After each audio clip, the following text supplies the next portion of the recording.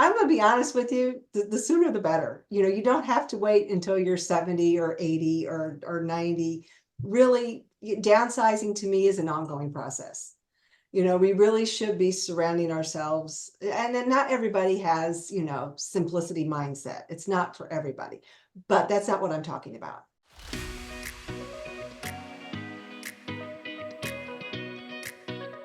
Hi, and welcome to Beyond Empty Nest. I'm your host, Jody Silverman, speaker, mentor, and Chief Dare Officer at Moms Who Dare. Every Thursday, I'll share stories of midlife transformation, happiness tips, and dare you to see the opportunities waiting for you so that you can make this next chapter even better than the last. If you're ready to dare, I'm ready to dare with you. Let's get into today's episode.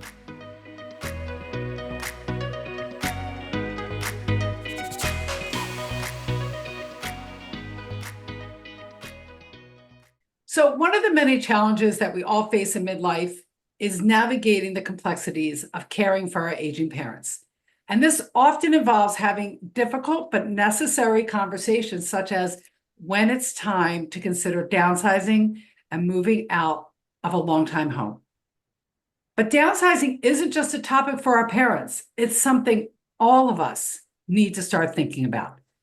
In today's episode, we're going to be joined by a special guest who will guide us through downsizing best practices. We'll dive into key topics, including how and when to get started, determining where everything will go, and avoiding common mistakes. Whether you're helping a loved one or considering a move yourself, this conversation is packed with valuable insights you won't want to miss. And Darla is my guest today. Darla is the Senior Move Manager, Professional Organizer, and founder of Your Tasks, Our Time. It's located in Pennsylvania and New Jersey. She and her team specialize in senior move management services, downsizing, residential and small business organizing. Darla founded Your Task, Our Time 16 years ago to empower clients to reclaim their space, their time, and their freedom. She often says that what she loves most is working with those clients who are overwhelmed with the thought and the process of downsizing and moving to a location.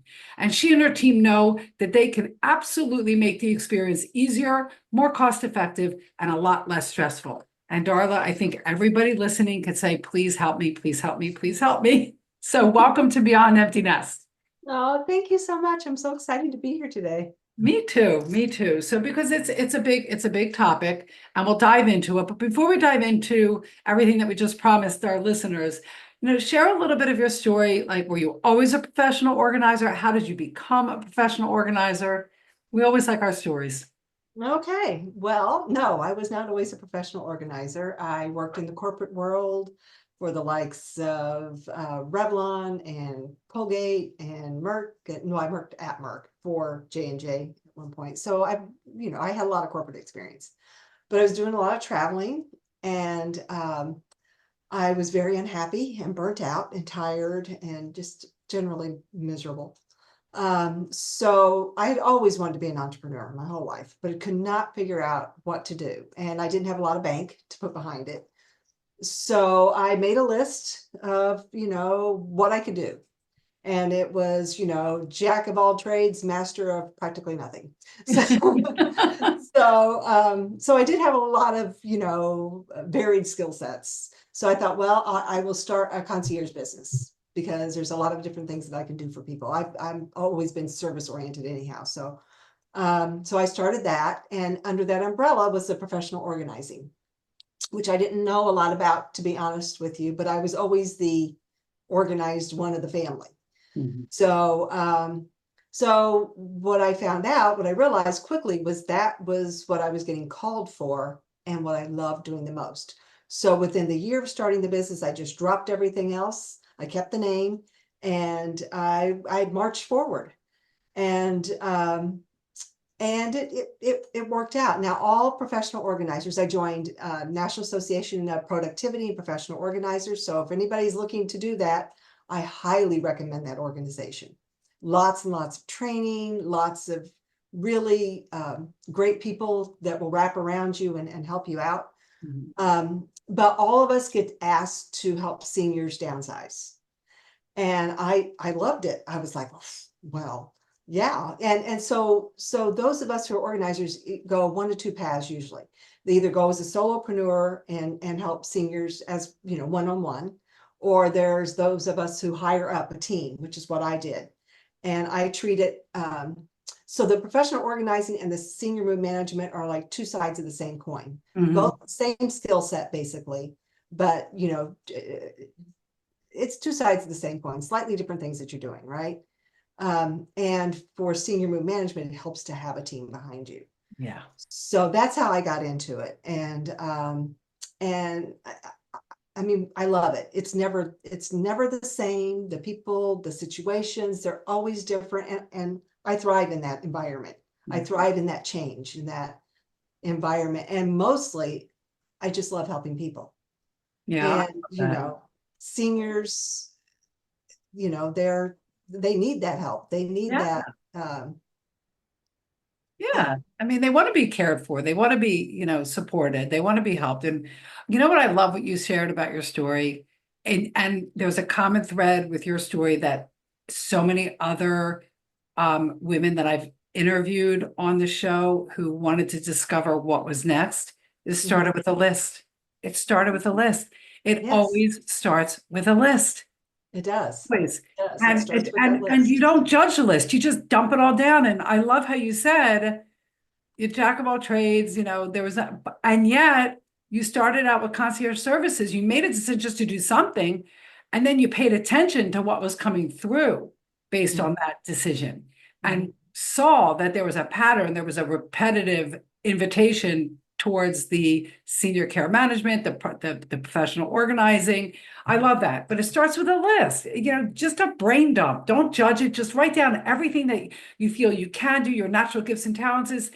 And I even say add to the list, what is something somebody else is doing that looks exciting to you? Write it down on the list. Yeah. I love that.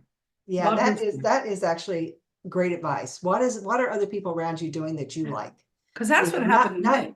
And I'll be honest with you, I was kind of stuck in job titles, right? Job titles, as opposed to just relaxing and looking around and saying, and not being worried, not be so concerned about how much you can make. Now it is a concern because I needed to make money, right? Yeah. It's a valid concern. But yes, you really do need to, once you find something you're passionate about, there's people out there that'll pay you to do it. Yes. Yeah. And I love that you said that because there's this, I've done a lot of work on mindset and money mindset work, because I believe most of us need it because we all have our stories. And it's not about not caring that you need to make money. It's understanding I need to make money. This is how much I need, putting it here, and then focusing on doing what you love. Because like you said, the money will come if you let it go a little bit, if you let the stress of it go a little bit.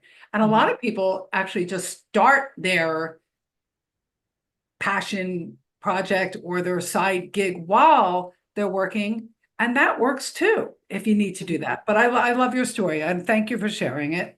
And what you do is so valuable and so needed. For one, I get really jumbled up in systems in my head. And I know that downsizing and organizing, it's a system. It's a system that you have to go through. So I always hire people to help me with systems, even within my business. So let's just talk about, we're going to talk today about downsizing best practices. And the first thing that I'm going to ask you, like, how and when do we know it's time to get started? I'm just going to let that question land. Go ahead. I was going to say something. I'm like, no, I'll tell you later. No, that's fine. That is really the number one question that you get. And I'm going to be honest with you, the sooner the better. You don't have to wait until you're 70 or 80 or 90. Really, downsizing to me is an ongoing process. We really should be surrounding ourselves, and then not everybody has, simplicity mindset. It's not for everybody, but that's not what I'm talking about. I'm just, talking about living with what you need and you love. And that, surrounding yourself with what you need and you love. And, some people will argue that, well, I love all my stuff, Yeah.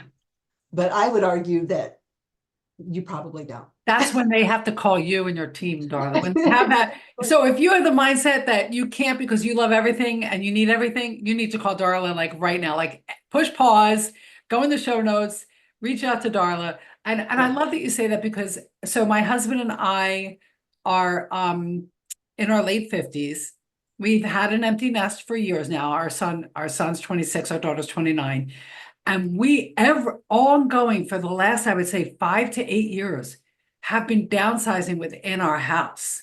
Yes. And I love how you say it is an ongoing process. Like right now, the second bay of my garage is full of stuff to call to have, Move. them pick up and donate because there's always more stuff. But I love that because we have started downsizing in our house. Our basement has never been so, downsized. Ours. Yeah, it's great. And I think that is true. It's what really do I need and what really do I love? Yeah, what do you want to surround yourself with, really? Yeah. Because the fact of the matter is when everything is important, nothing's important, Mm, right? So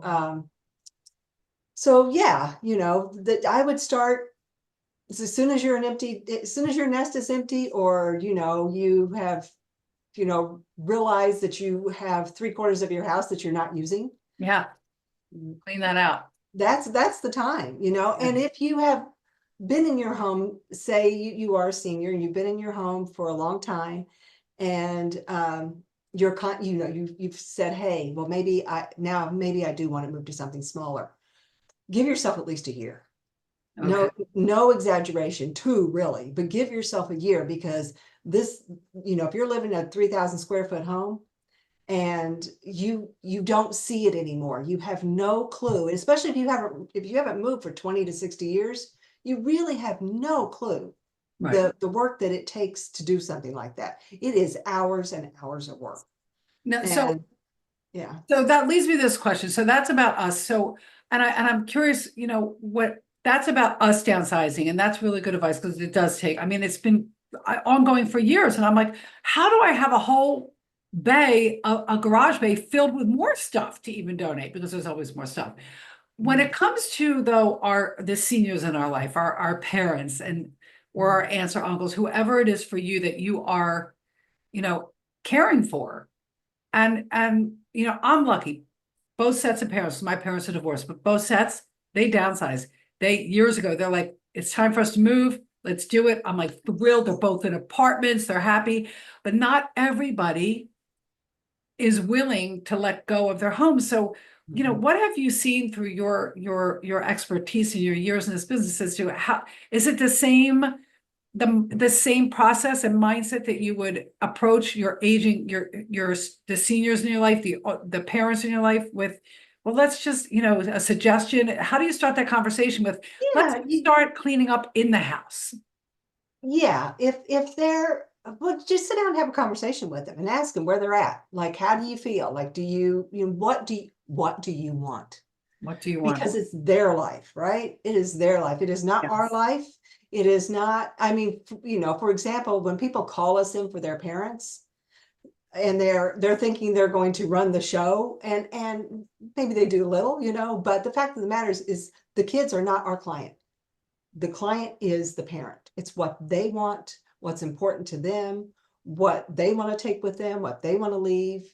So, ask them what they want. Sit down and say, hey, what do you want to do and how can I help you? Yeah. Period. And then see what Especially they if they're of ask. sound mind and body, you honor respect. It's like you want the respect. You don't want somebody coming in your home saying, it's time to clean out your clutter. Yeah, no, get out of No, my, here's the door, leave. But right. with respect, like, how are you feeling in the house? It's interesting you say that. When my mom and my stepfather, the home that I grew up in all through high school, we moved there for high school and through college. And I remember her saying to me one day, she said it to me, we need to leave. We need to move. I said, why do you need to move? And she said, well, all my friends are moving and they're all downsizing. I said, do you want to downsize? She's still entertained. Her house was still the place we went to for holidays. I go, well, do you even want to? And she was healthy and, I mean, I would say early 70s. Mhm. And she was healthy and they could walk and talk. And she's like, not really, but I should. I'm like, yeah, no. And she did. She put her house on the market. We went to look at apartments. She hated everything because she wasn't ready to leave. Wasn't ready, yeah. And then about 3 years later, she's like, you know what? We're ready to move. The same apartment she hated, she's now living in. Yeah, she's like, oh, this'll work, because she But was I there. was lucky that they said it to me. But Yeah. I like that. If you know, if you really are feeling that the house is heavy for your parents or your aunt, whoever that senior is, just Mhm. honor them like you would want to be honored. Speak to them like you would want to be spoken to, and ask them, say, how you feeling in the house? Mhm. How would you feel about, starting to go through your stuff just to declutter a little bit and give yourself some lightness in the house and talk to them about it. I like that. Mhm. Mhm. Do you have, I'm curious, do you have, um, kids like myself, my age, call you without consulting their parents first? Oh, yeah. Yeah. Yeah, I do have that happen, and I have more of what we see are parents that have just waited too long, Mm. and they're being forced, Yeah. one way or another, like they've lost their ability to function in their home. Yeah. And one, it might be mental, it might be dementia, or it might be physical. Right. They have just waited too long. And that is a shame, because they've lost their ability to decide what to do with their life. That's what it boils down to. So that means, so what I'm hearing there is like, have the conversation with have just a conversation with, I'm not asking you to leave your house, mom and dad, Mhm. or mom, how about it? I know you love your home, so stay in your home, but let's start.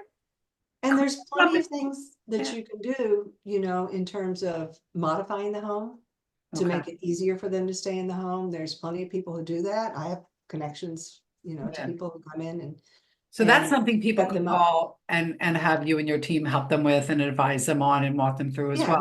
we would, guide them to somebody else. And we do that all the time. We don't just take Mhm. anybody just because they're knocking on our door. It has to Right. be the right fit for them and us, because it's a partnership. Right. So, Yeah. Yeah. It is. so yeah, there are plenty of things that they could do to prep the house to stay in the house longer, and to make it more comfortable, for them to get around if they have wheelchairs or walkers, or Right. any of that. The hard part about that, the thing that concerns me most about seniors staying in their homes, um, I don't want to say too long, but Yeah. by Too long. themselves, Yeah. and being isolated. That is a big deal, because nothing will make an older person's mind, or anybody for that matter, we saw it during the pandemic, mind go sideways faster than isolation. Mm. Isolation is dangerous.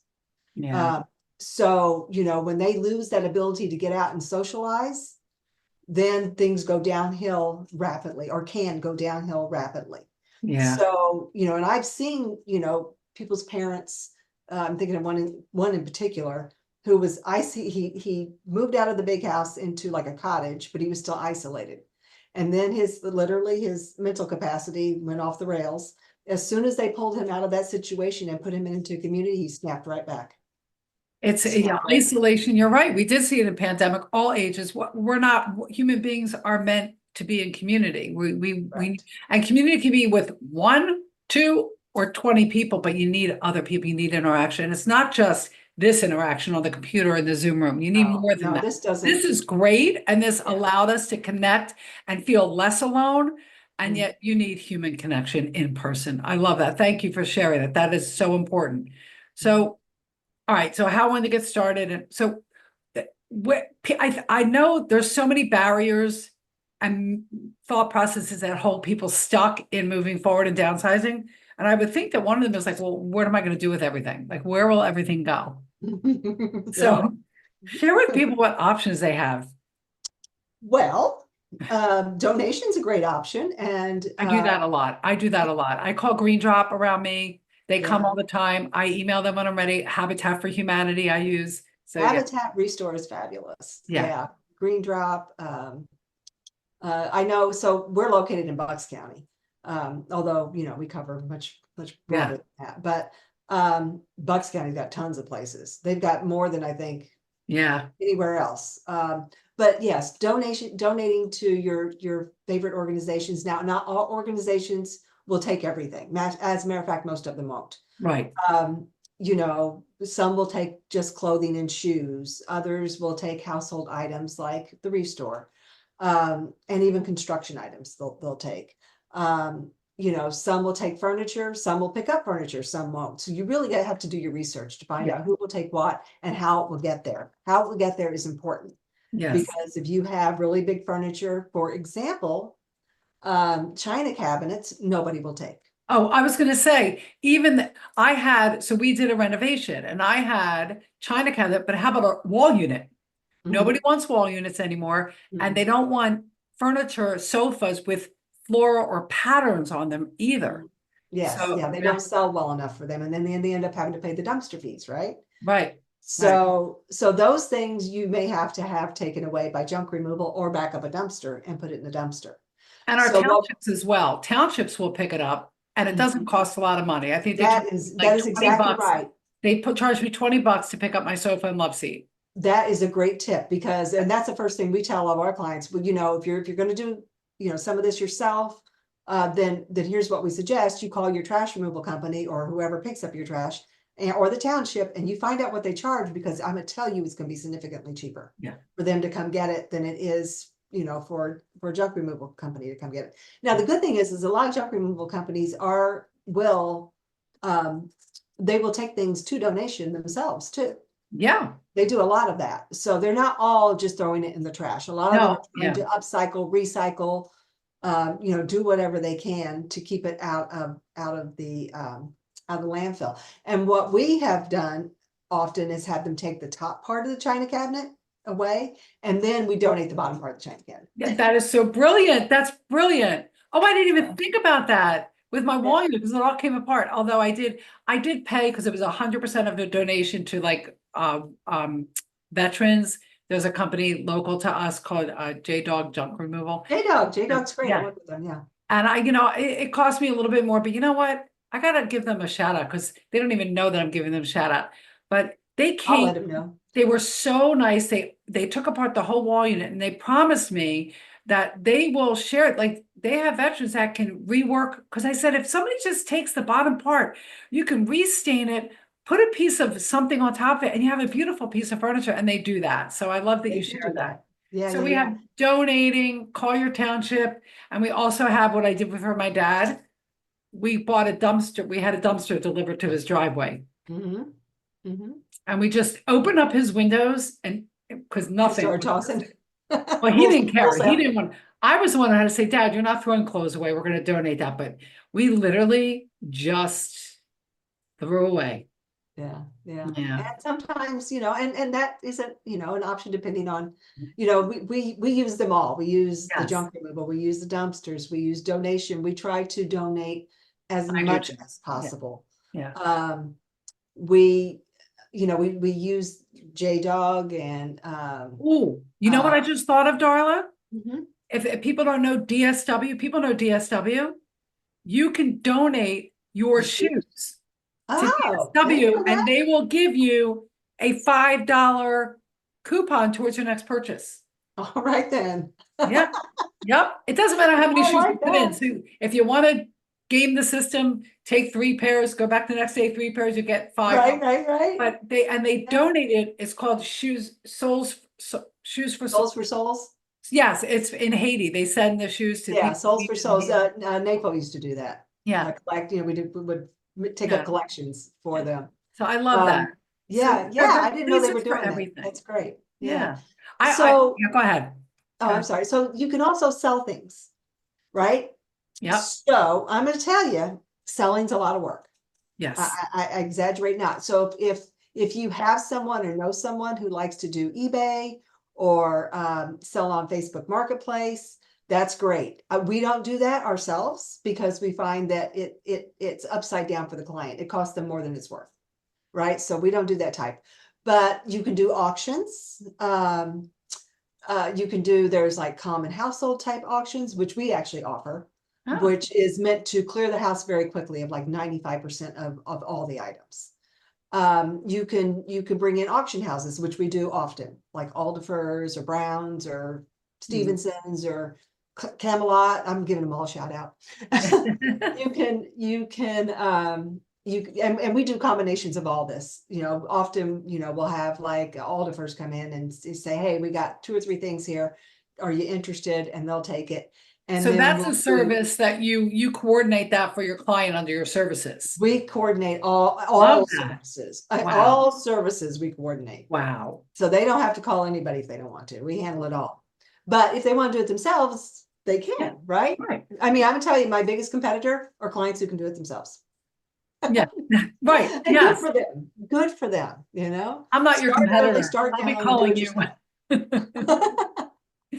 So, so you can sell things, you know, just you know, if you have like a niece, a nephew, a son, a daughter, somebody who's, you know, good at selling individual things, Yeah. that's not a bad way to go. I got to tell Yeah. you, you can make a little bit of money off of it.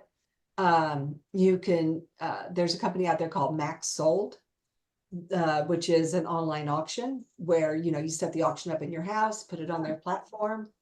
Um, you know, so you can use that to sell Yeah. things. They There's take a like lot. a cut. So there's lots of different ways that you can sell items as well. But those are the main things. So sell, donation, toss, give to family members. Yes, but I will caution you though, I'm going to share something. Don't assume your kids want your old furniture. Ask them. Like I took pictures of things. And I said, is anybody interested in this? Just because I like it. And they were like, yeah, no. I'm like, so I donated it. Yeah. I think we make a mistake and say, oh, our kids want this. Our kids want your kids. Trust me, the kids today, they don't want any of your stuff.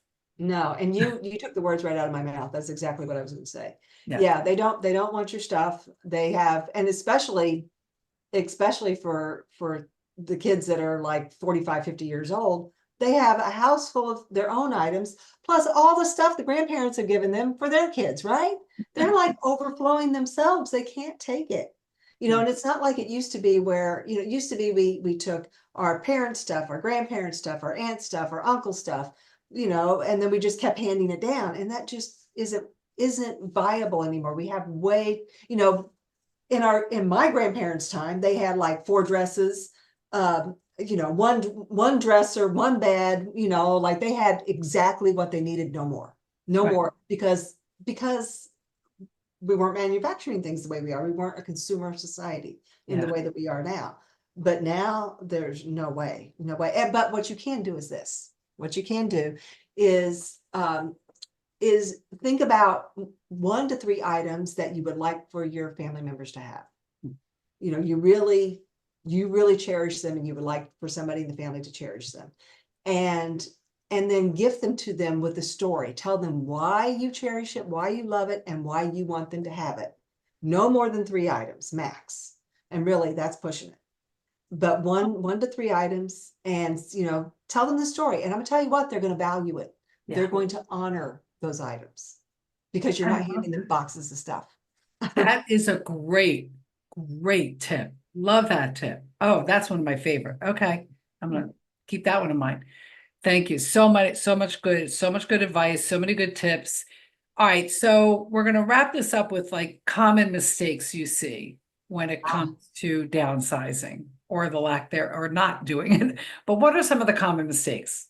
Starting too late is the biggest one. You know, thinking that a month or 2 is enough, and reaching out and trying to unload 60 years worth of life in a month or 2 is a tragic mistake. And we see it all the time because it's going to go sideways every time. You're going to end up tossing, or you're going to end up, you know, in a 1 or 2 bedroom apartment with 100 boxes and nowhere to put it. And then you're going to be months on top of months on top of months trying to figure it out. And it is, it's heart-wrenching. It just completely overwhelms people. How about I know somebody who with a storage facility packed with stuff that that the thought of going in there and now and doing it, and I've yep, and Yeah, that's or 2 or 3 of them right. Oh, because they have so much, right? Yeah, and that's why there's storage facilities on every corner. oh yeah, That's why, right? yeah. Because people, but that is the number one mistake that I see. The other one is working with family members that are pushing you to do what you don't want to do.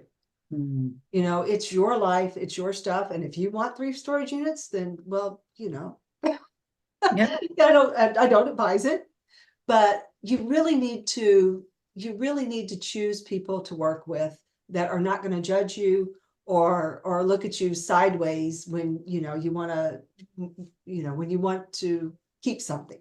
Yeah.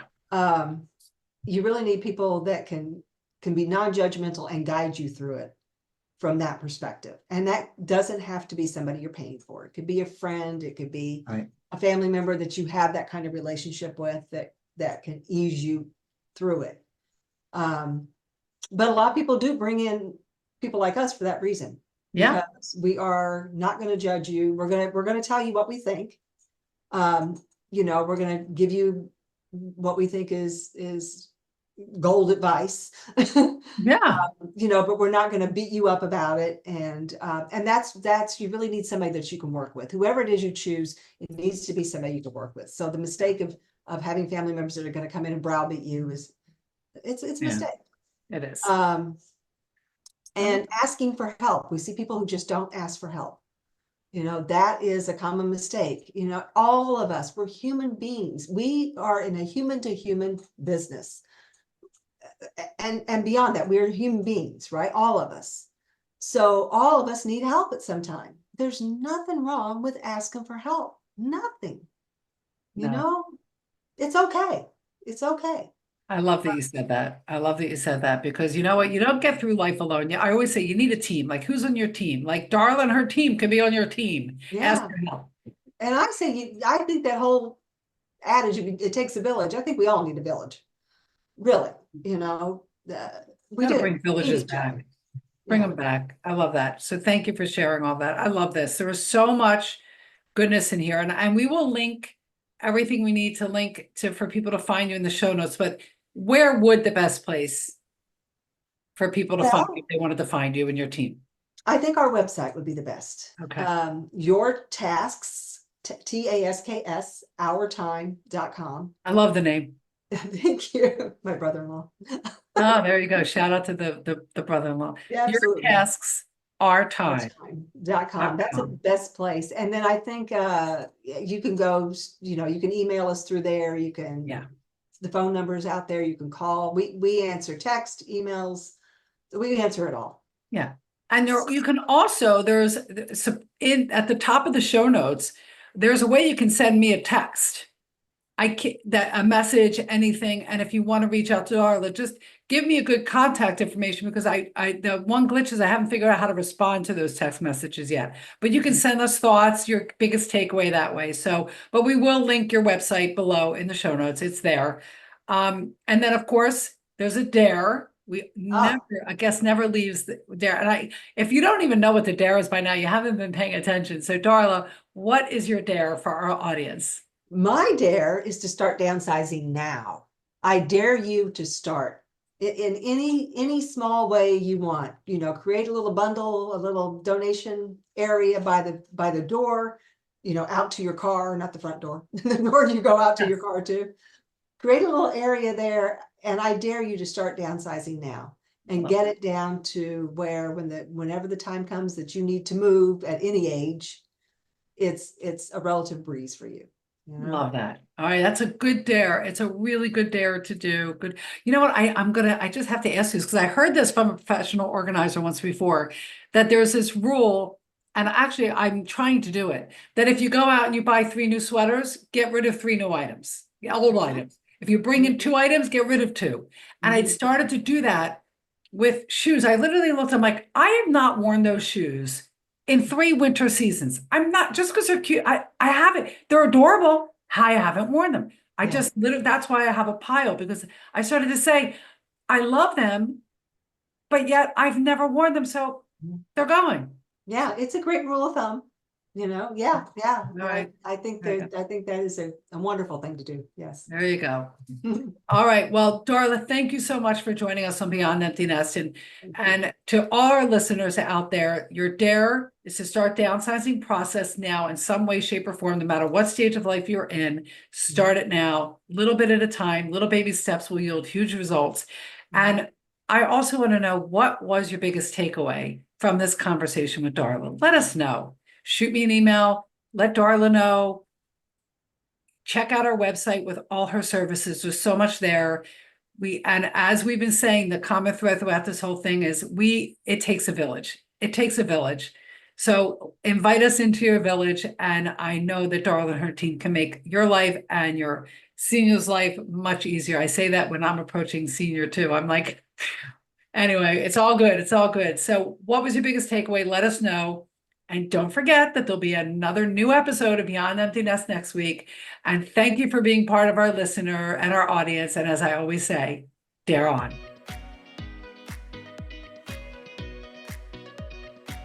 Thank you for listening to this episode of Beyond Empty Nest. For detailed show notes and more information, be sure to visit jodysilverman.com. Have you heard of the Double Darers? Well, we're a community of moms and midlife women blending virtual and in-person interactions for connection, support, and exciting experiences. From Mommy and Me classes to soccer sidelines, moms have always found strength in community. And as we navigate the empty nest and other midlife transitions, having that go-to safe space and other women to lean on is a must. Ladies, this is not the chapter to do it alone. Our drama-free group echoes the sentiment of the Cheers theme song, a place where everybody knows your name and our troubles are all the same.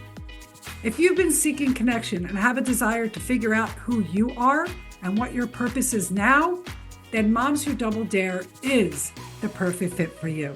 Only through the link in our show notes below can you explore and enjoy the first month at half off. Plus, with no contracts, there's zero risk involved. Join us today and get started on your journey of self-discovery, surrounded by new friends who understand and get you. You've sent your kids off to brave new experiences, meet new people, and discover who they get to be. Now, it's your turn. It's your turn to embrace this new adventure. If you're ready to dare on, I'm here to lead the way. Let's embark on this exciting journey together. Click the link below, and as I always say, dare on.